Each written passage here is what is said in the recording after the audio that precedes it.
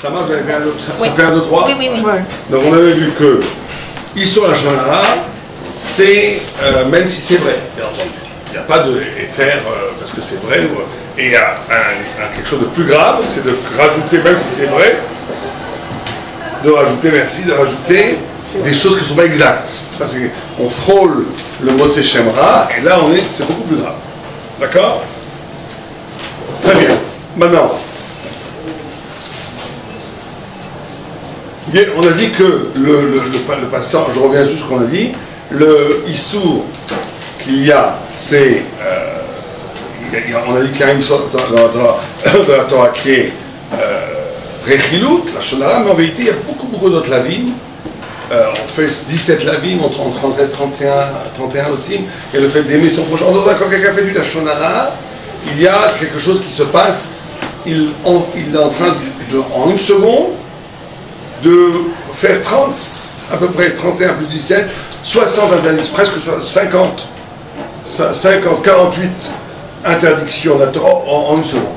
Comme s'il mangeait une côte de cochon, comme s'il mangeait des crustacés, comme s'il frappait. C'est vraiment un péché donc qui a une dimension très. Celui qui se retient, il y a combien de niveaux déjà? Oh, on dit que quelqu'un qui se retient, il est en train de, mais quand même 17 mitzvahs. Maintenant, quand c'est tout ça qui est déjà très grave, la filou, imrak bemikre, si perdut le rabais, même si un jour un homme tombe en se laissant aller, il est énervé, il a dit, il a fait ses 48 avérotes, il a fait très grave. Mais im chad beshalom, urgal be'avonze betmidut, si quelqu'un tout le temps dit la Shana, c'est sa façon de parler des gens. Comment elle est chez Ragidim Tamid l'Ishev et les Saper, car et car m'a séploni, car et car au cervotail. Donc voilà, celui-là tu connais son père, celui-là tu sais que celui-là c'est un balchouba, celui-là c'est un guerre, celui-là c'est une guillorette, elle n'est pas vraiment religieuse. Et tout le temps il parle comme ça des gens. Car et car Shamatian, j'ai entendu comme ça de lui. Il adore parler tout le temps des gens. Alors là, c'est infiniment plus grave. Là, on a atteint une catégorie qui est proche de la Vodazara, de l'idolâtrie. Ça veut dire que ces gens-là, c'est sur ces gens-là qu'il est dit. C'est sur ces gens-là qu'il est dit. Anashim kailou emnikraim et puis chazal beshem baalé la shonara. C'est pas juste des gens qui des fois tombent pour la shonara. C'est des gens qui disent toujours la shonara. Ce sont des balés la shonara. Ve onsham arbe yoter gadol. Ve elem chelok ramaba. Ve naase islam kefke. Ils pensent que c'est permis. Et eux, ils n'ont pas le olam haba. Ils n'ont aucune possibilité de rentrer dans le monde futur. Et ils sont considérés comme des idolâtres. C'est-à-dire qu'ils deviennent indignes de goy. Même un goy, il a olam haba, un goy aussi fait les 7 niveaux. Donc c'est pire. Donc quelqu'un qui... Et donc il y a deux niveaux. Il y a le péché lui-même de dire de la shonara. Et on l'a expliqué la dernière fois parce que c'est un péché beaucoup plus spirituel que tout péché matériel. Manger du cochon, c'est grave. Mais c'est pas très grave parce que c'est le corps. Bon, alors le corps, tu payes ça ton truc à toi. Alors que la shonara, c'est quelque chose qui utilise la parole. La parole, c'est le souffle divin dans l'âme. Donc c'est une profanation de la kedusha de l'homme. C'est déjà infiniment grave. Mais on va dire que quelqu'un, c'est pas forcément qu'il a perdu son lamaba. Il doit faire tchouva. Il n'est pas défini par cette parole. Il est tombé quand tout le monde peut tomber. Et bien sûr, il faut faire tchouva et faire attention. Mais quelqu'un qui s'est habitué à vivre comme ça, il a déplacé son identité. Son identité n'est plus une identité juive, humaine. Il est tombé dans la catégorie des balais à shonara, qui fait qu'à ce moment-là, il se place. Sa parole va modifier son être. Sa parole va définir son statut. Sa parole va définir comment Dieu regarde sa neshama. Et donc là, il va être dans une perspective qui est complètement négative. Et on va voir, c'est une des trois choses qui ont une influence dans l'olam hazé, pas que dans l'olam haba. La plupart des avérotes qu'on fait ne sont pas perceptibles comme retour dans l'olam hazé. Mais il y a trois choses qui font que quand tu les fais dans ce olam, ils sont sur aussi. Non seulement tu as un retour négatif dans ce monde-ci, mais aussi dans le monde futur. Et une des trois, c'est Hachadar. Amour Chazal. C'est quoi les deux? On va voir. Hachalosh avérotes, nifraim in adam olam hazé. C'est-à-dire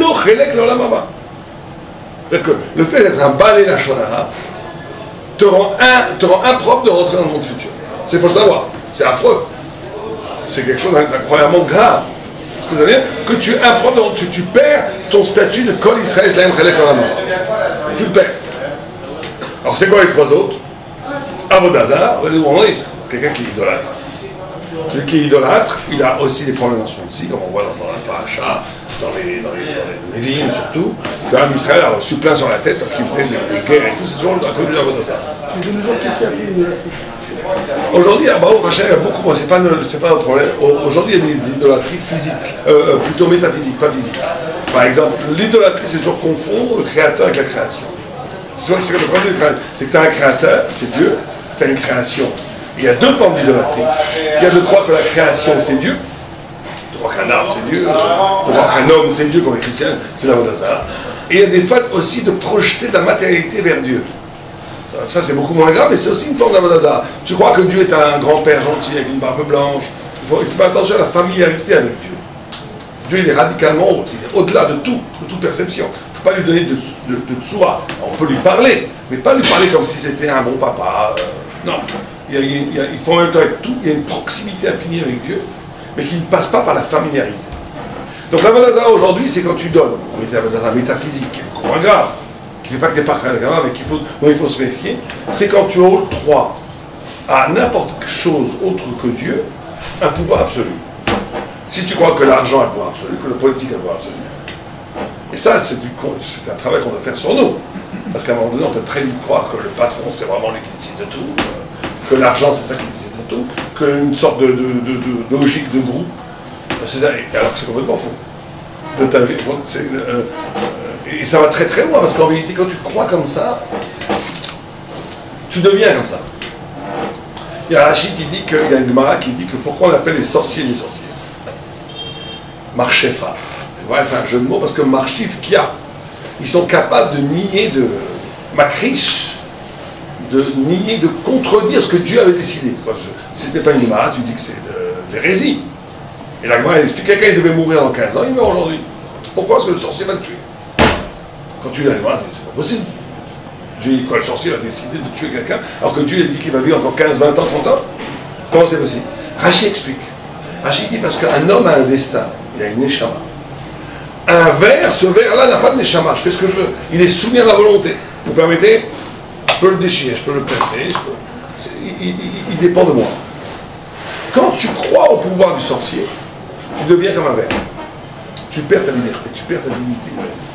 Tu deviens quelqu'un qui croit que le sorcier, c'est lui qui a le pouvoir, donc tu perds ta liberté. Donc tu deviens comme un objet qui est soumis à la volonté du sorcier jusqu'à la mort.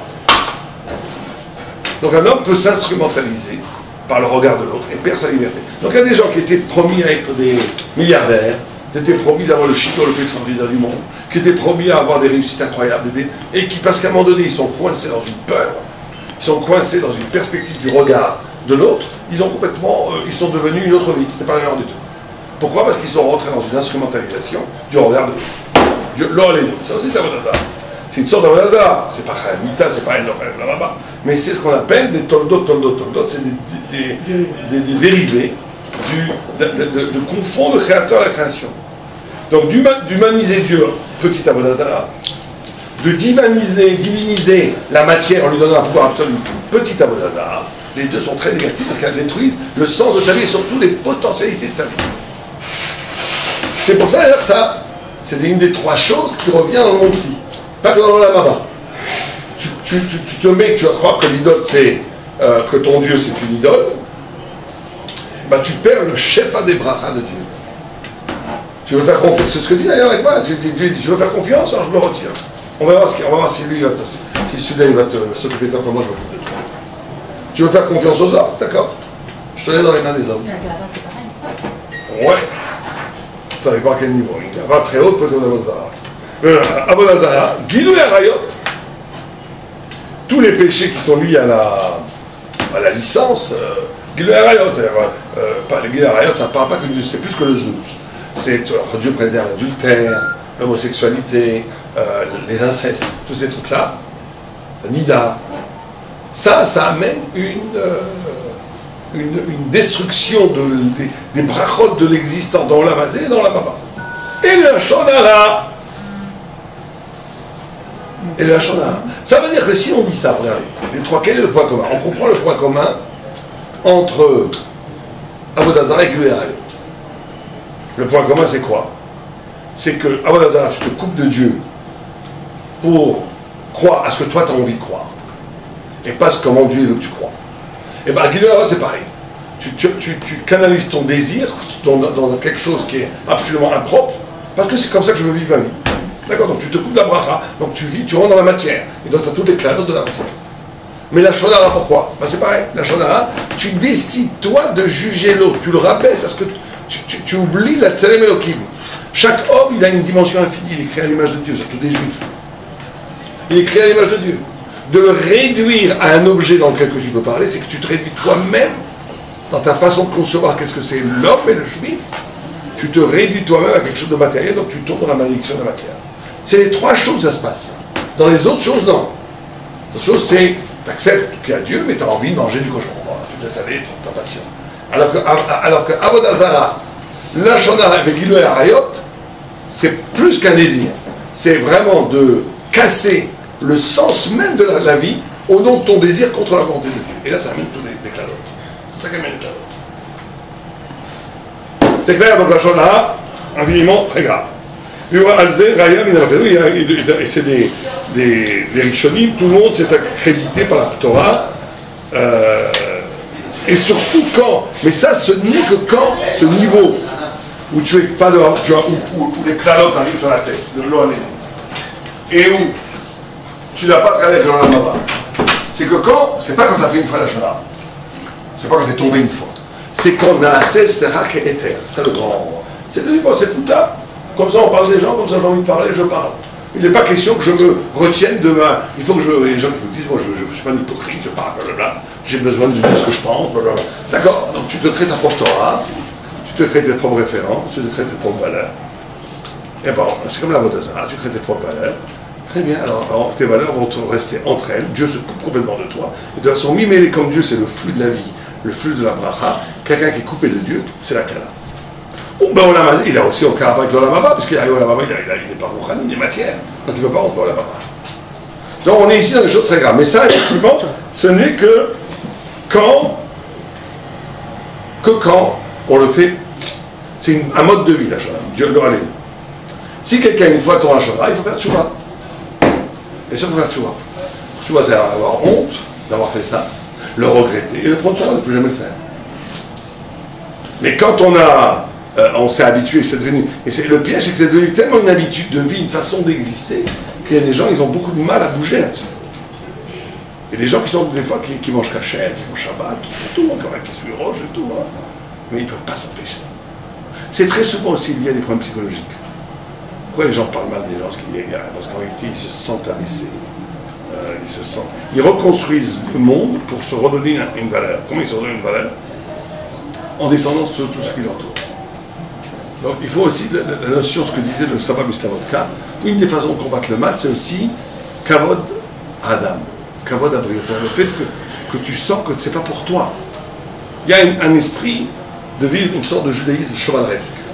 Nous sommes, c'est une chose qui est un peu oubliée comme travail, nous sommes des soldats d'Hachem, nous sommes les élus de Dieu, nous sommes celui qui mange à la table de Dieu, Shabbat, nous sommes celui qui est le peuple élu. Nous sommes sur 6 milliards de personnes, il y a 13 milliards de juifs, 13 millions de juifs, qui a rien. Sur les 13 millions, il y a 1 million de religieux, même pas. Et nous vivons, nous, en Israël, c'est-à-dire qu'on est vraiment les élus des élus. Comme quelqu'un qui se dit, mais comment un prince, il ne va pas se manger avec les cochons dans la boue, c'est pas possible. Eh bien, Dieu la shonara, c'est se vautrer dans la boue avec les cochons, c'est pas pour moi. Ça marche beaucoup plus que de dire c'est interdit, c'est interdit, c'est interdit. Parce que le Tzara, il est plus malin que ça. Mais si tu dis, tu te considères toi-même comme un élu de Dieu, comme un chevalier céleste, tu dis, c'est pas pour moi. Il faut donner une certaine. C'est pas de la gava, ça. Parce que ça ne vient pas de toi, c'est Dieu qui t'a élu, tu es élu par Dieu. Donc quelqu'un qui est élu par Dieu peut pas faire ça. Donc c'est une reconsidération, c'est le respect de soi-même qui peut beaucoup plus t'empêcher de faire de la shonara que même la peur de pas de l'Olam Haba, parce que les gens ils sont tellement matérialistes. Bon, la maman, on verra quand je mourrai, je m'en occuperai 10 minutes avant, pas tu vois. Je fais un petit zdaka et shiva, on verra, ça devrait passer. Il faut juste avoir les 10 minutes. C'est ça. D'accord? En chiluk b'yisur hasikur im saper ba'atzmo beratzon, uben im amad alav chavero bedvarim v'yiftziro ad shisaper. Bien sûr, il n'y a pas de différence. Sur l'interdit de la shonara, aussi bien si je décide de le dire, c'est plus grave, mais même si on te demande de dire. Et pas simplement si on te demande de dire. C'est le plus dur, ça. Même si ton père, même si ton rave Même si ton patron te dit, tu vas me dire la shonara. D'accord? Et que, ou même pas la shonara, il te dit raconte-moi ce qui s'est passé. Tu sais qu'en racontant ce qui s'est passé, tu seras obligé de faire la shonara. Même du habak la shonara, même si c'est un peu de la shonara, c'est pas vraiment du pur de la shonara. Assour-lo, tu n'as pas le droit d'écouter ni ton père, ni ton rab, ni ton patron, ni personne de. Tu n'écoutes pas, je peux pas. Ça veut dire que là, l'épreuve de la shonara, et ça nous arrivait tous, moi ça m'est arrivé plusieurs fois, c'est que des fois tu es devant des gens qui sont des gens plus grands que toi, des gens qui sont et qui sans s'en rendre compte, où ma femme a dit que ça lui arrivait, une très grande rabbinite, elle a commencé à lui dire du la shonara, tout court. Et ma femme lui a dit, mais on n'a pas parlé de ça. Elle parlait, simplement, la shonara parlait des Français, tout ce quartier, vraiment. C'est pas pour nous, c'est pas pour nous. Et ma femme. Comment? Sur un groupe. Un groupe, il y a encore plus. Faire la shonara sur un groupe, c'est encore plus grave sur un prat. Dans un certain niveau. Parce que tu mets peu. Quand tu dis tous les Français qui m'ont dit ça, c'est vraiment tous des nuls, ils disent assourd, Gabon. On n'a pas le droit de critiquer les Israéliens? Non. Non, les Chilonis, oui, peut-être. Ceux qui sont les Juifs, non, on a le droit de la shonara sur ceux qui sont la pécorcime, on verra ça plus tard, ou sur des gens qui sont rachats, qui savent qu'ils veulent faire ça. Et si c'est des goïms, pareil, on peut. Non, il n'y a pas dit ça la shonara sur un goy, simplement il y a écrit qu'il ne faut pas s'habituer même sur les goïms, parce que ça va t'habituer. Et après tu vas. Mais un goy qui ferait les 7 mitzvot, tu n'auras pas le droit non plus. Enfin, très peu, hein. Qui font les 7 mitzvot, et qui savent qu'ils les font bien, tu n'auras pas le droit. Mais effectivement, celui qui n'est pas dans l'alliance, que ce soit un gars qui ne fait pas les 7 mitzvot, ou un juif qui a décidé de mésite, qui n'est pas un tinok chez Nishba.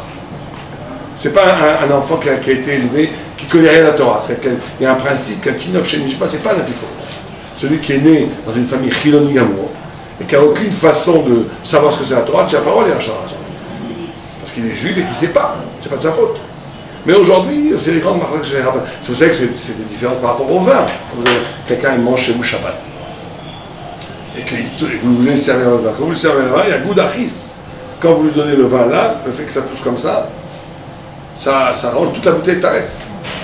Donc, s'il le touche comme ça. Donc, c'est très compliqué quand vous avez des gens qui ne font pas Shabbat. Mais si on prend du vin mémoucha, si on a du vin mémoucha, c'est mémoucha, ça pose pas de non, problème. on ne va pas donner les choix. Shabbat, il faut des bons vins. Les bons vins ne sont pas les mémoucha. Ah ouais? Ah oui. Si vous achetez un vin à 30 shekels, les mémoucha. Si vous achetez un bon vin comme il faut au Shabbat, le kvot Shabbat, ne sont pas les mémoucha. Les grands vins sont pas les bons vins, ne sont pas les mémoucha. La plupart sont pas les mémoucha. Tu peux me servir à 100, aucune différence.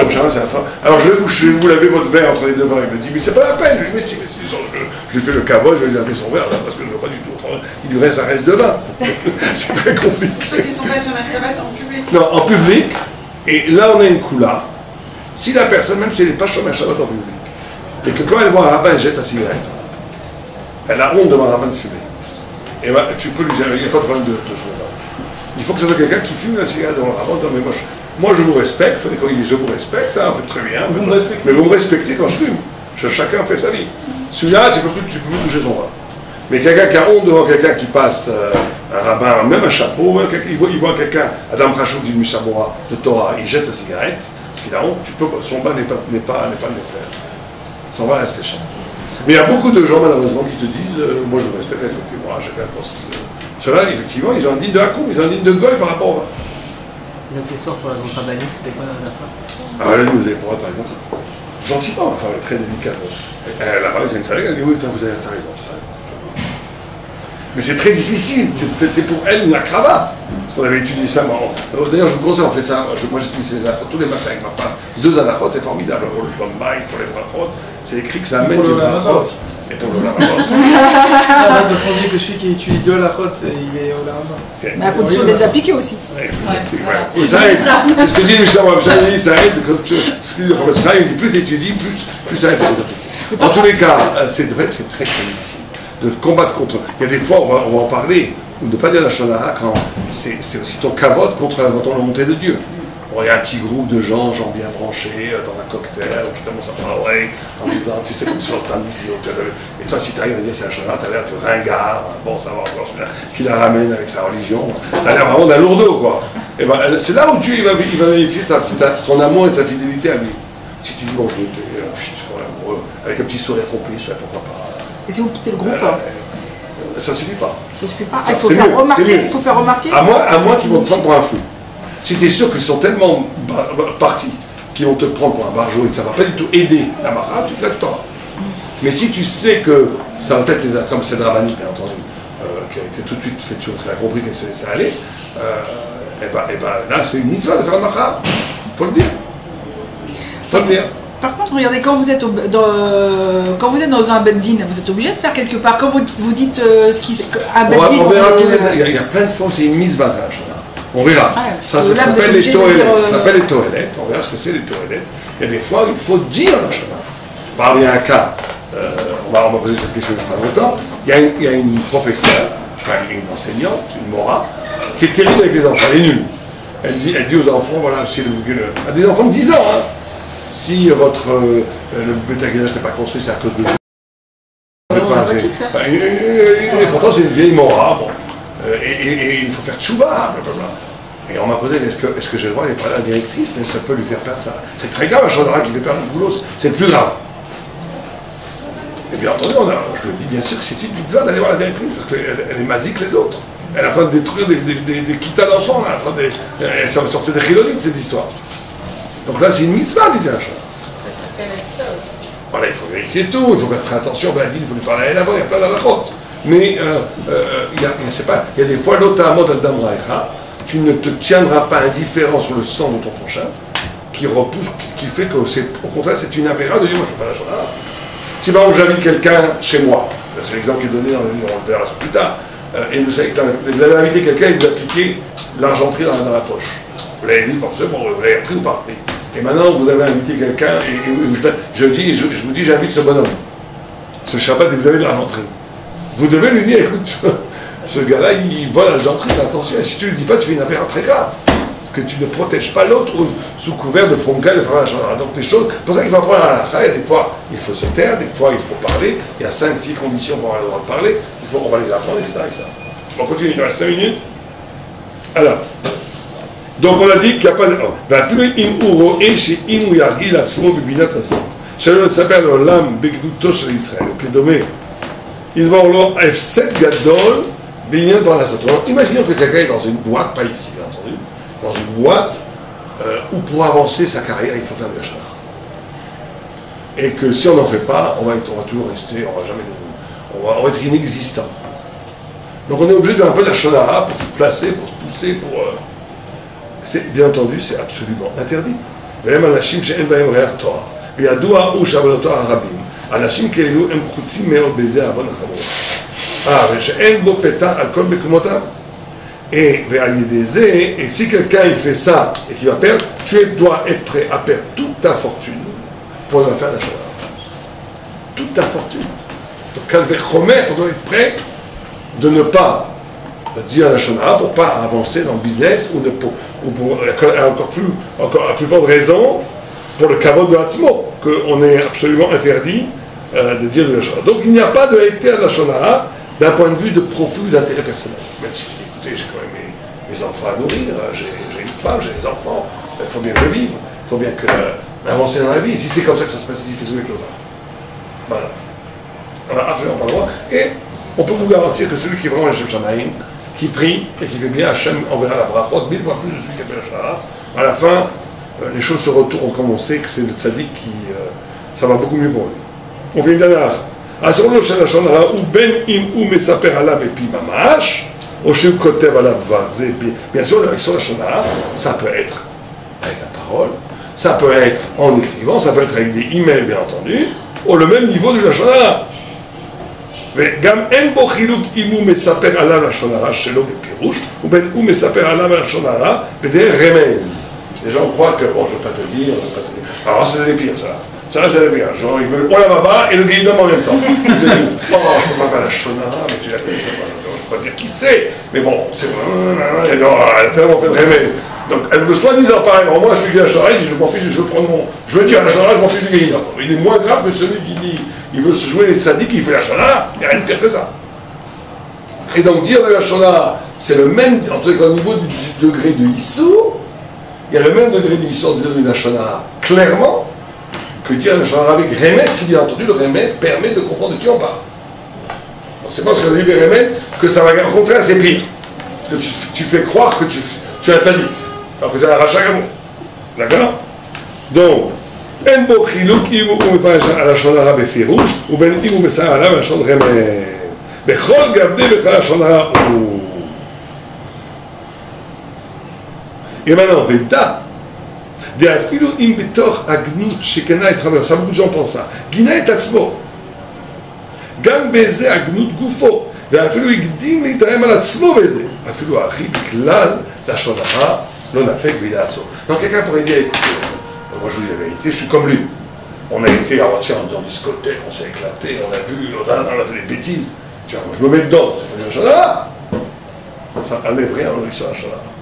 Le fait de, même si de faire un Shonara aussi sur toi, soi-disant, c'est la même, c'est pas parce que tu te mets dedans, donc il faut toujours faire attention. C'est pas parce que toi tu as perdu tout kavod, tout respect de toi-même, tu es prêt à dire en public que tu fais des avérotes, que tu as le droit de raconter aux autres. De dire qu'un autre a fait une avéronte, et donc ça ne permet absolument pas, ne rend pas, mouta absolument pas le fait de dire aussi du mal sur toi, de dire le Shonara sur un autre. C'est clair? C'est clair. On commencera dans le Klat Bet, si Dieu veut, la semaine prochaine. Voilà. Est-ce qu'il y a des questions? Oui. Oui. Le fait de se sous-estimer un peu, c'est de la Shonara sur nous-mêmes? Non, c'est de On verra, non, sous-estimer, non, c'est pas le Shonara. La Shonara, la Shonara, il y en a plusieurs, mais là, le central, c'est qui est d'Oraïta, c'est de parler Begnout. C'est-à-dire de dire, de prendre un être humain, un autre, et même soi-même, et de le décrire sur un plan négatif. Ou bien de lui nier des possibilités positives. Ou bien de lui faire perdre de l'argent. Des fois même, c'est pas la Shonara. Tu dis rien de mal. Mais parce que tu pars, tu vas lui faire un ézec. Il va perdre de l'argent, il va perdre une petite. C'est aussi de la Shonara. C'est vraiment une mission de la Shonara. Donc c'est ou une perte matérielle sans mauvaise parole, ou une mauvaise parole sans perte matérielle. Bien sûr, quand tu combines les deux, c'est le super Shonara. Quand tu dis la Shonara sur quelqu'un qui va occasionner une perte de travail, hein, ça c'est le plus grand Shonara qui soit. Mais de se dire soi-même, de se sous-estimer, d'être un âme et de dire, moi, non, ça va. Mais il ne faut pas dire de mal de soi. Je suis bête, machin, des trucs comme ça, quoi. Ouais, il faut faire attention aussi de ne pas s'habituer. Ouais, par exemple, un ouvrier, on me demande conseil sur un ouvrier qui a fait un travail. Ça, bien entendu, on a le droit de dire la vérité, mais on va voir qu'il y a 5 kalim pour le dire.